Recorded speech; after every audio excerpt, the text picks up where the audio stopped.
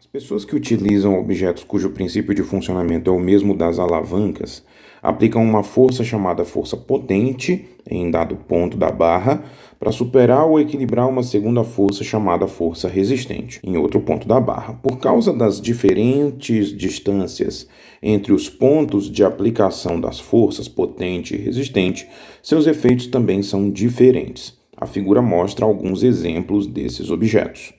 Em qual dos objetos a força potente é maior que a força resistente? Bom, nós temos aqui 5 objetos, né? Para que a gente consiga discutir o que vai acontecer entre quem é potente e quem é resistente, eu preciso visualizar o ponto de apoio, ou seja, o ponto que vai ser para mim considerado o polo de rotação de cada uma dessas alavancas. No caso do alicate, então, o que acontece?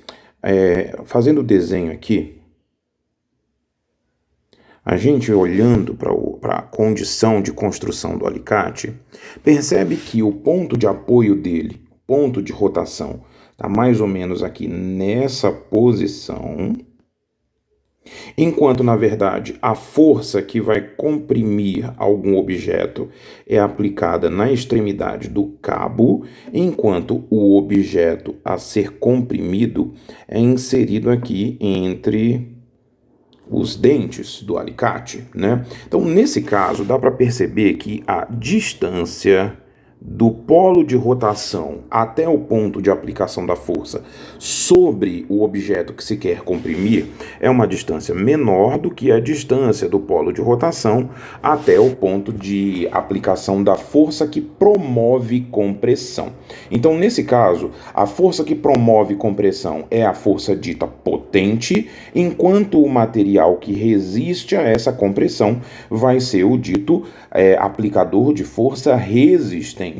Nesse caso, a força que eu aplico, quanto mais distante do polo de rotação está, menor ela pode ser. Então, nesse exemplo, a força resistente tende a ser maior do que a força potente. Vamos para o segundo caso. No caso da pinça, a configuração é outra, um pouquinho diferente. Então, no caso da pinça, o que nós temos é um mecanismo mais ou menos com essa geometria e nós aplicaremos a força que vai promover algum efeito aqui mais ou menos nessa posição. Então, nesse corpo da pinça é que a força é aplicada, enquanto o elemento a ser movido ou pressionado fica colocado na extremidade da pinça. Então, dessa forma, a força que nós aplicamos, então a dita força potente, está mais próximo do ponto de apoio, do polo de rotação, do que a força aplicada pelo corpo que deve ser comprimido. Ou seja, nesse caso, como a força potente está mais próximo do polo de rotação do que o elemento que resiste, do que a força resistente, então aqui nessas condições a força potente deve ser mais alta do que a força resistente, tá? No caso do carrinho de mão, o que nós temos é um equipamento mais ou menos com essa configuração, sendo que o ponto de apoio dele fica exatamente sobre o eixo que contém a roda. Nesse caso, o corpo que precisa ser erguido com o auxílio do carrinho de mão fica colocado dentro dele, enquanto a força que nós aplicamos no intuito de erguer a carga é aplicada na extremidade mais distante do polo de rotação. Isso facilita o trabalho a ser realizado.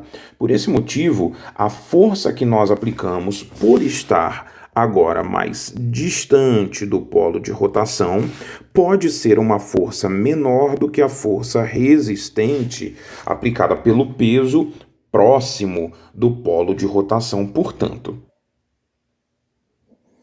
Seguindo, o próximo elemento aqui é o quebra-nozes. No caso do quebra-nozes, o ponto de apoio, o polo de rotação, ele fica aplicado em uma das extremidades do equipamento. Então, o ponto de apoio estando mais ou menos aqui nessa posição, enquanto a força resistente, que é aquilo que eu desejo comprimir, é aplicado aqui, e a força potente é aplicada nas extremidades dos cabos.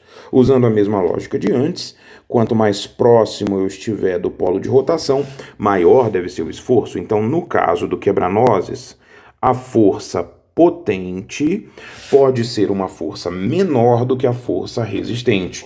Então, o quebra-nozes é mais um equipamento que facilita o nosso dia a dia, por exemplo. Por último, nós temos o abridor de garrafa, de tampinha de garrafa. O que vai acontecer com ele? Bom, se nós simularmos aqui uma tampa de garrafa só para facilitar a visualização, o que acontece com esse tipo de abridor é que nós encaixamos a chave mais ou menos dessa forma, tá? E por isso, sobre a chave é que se dará o polo de rotação, exatamente aqui nesse ponto de contato entre a chave e a tampa da garrafa.